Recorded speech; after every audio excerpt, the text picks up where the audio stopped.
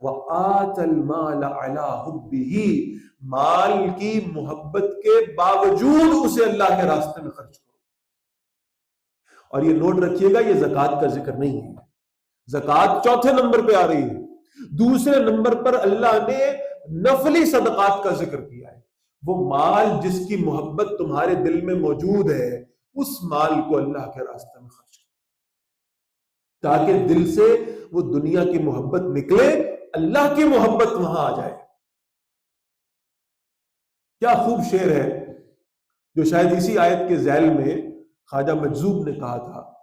یہ مولانا اشرف علی تھانوی رحمہ اللہ کے شاگرد تھے، ان کے پاس آئے اور کہا میں آپ کو کچھ سنانا چاہتا ہوں۔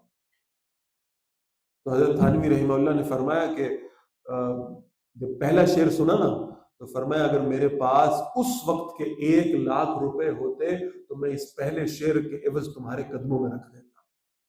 اور کیا خوب کہا تھا خواجہ مجذوب نے، فرمایا ہر تمنا دل سے رخصت ہو گئی، اب تو آ جاؤ، اب تو خلوت ہو گئی۔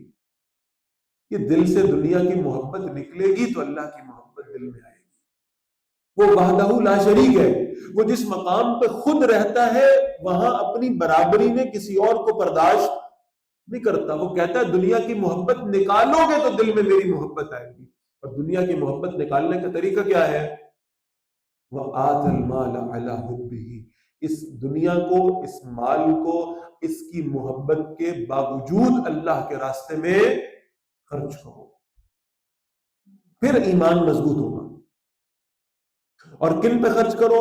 فرمایا ذوی القربا، اپنے قرابت داروں پر، والیتاما اور یتیموں کو، والمساکین اور محتاجوں کو، وابن السبیل اور مسافروں پر خرچ کرو، والسائلین اور پھر سوال کرنے والے، مانگنے والے جو خود اپنا دست سوال دراز کر دیتے ہیں، وفی الرقاب اور گردنوں کے چھڑانے میں، یعنی غلاموں کو آزاد کرانے میں۔ اور آج کے دور میں اس آیت کا مفہوم اگر دیکھیں تو وہ پھر رقاب سے مراد ہے تمہارے وہ دوست، تمہارے وہ بھائی جو قرضے میں جکڑے ہوئے ہیں اور اپنے قرض کو ادا نہیں کر سکتے، تو تم ان کی جگہ ان کا قرض ادا کر کے ان کی گردنیں اس سے آزاد کر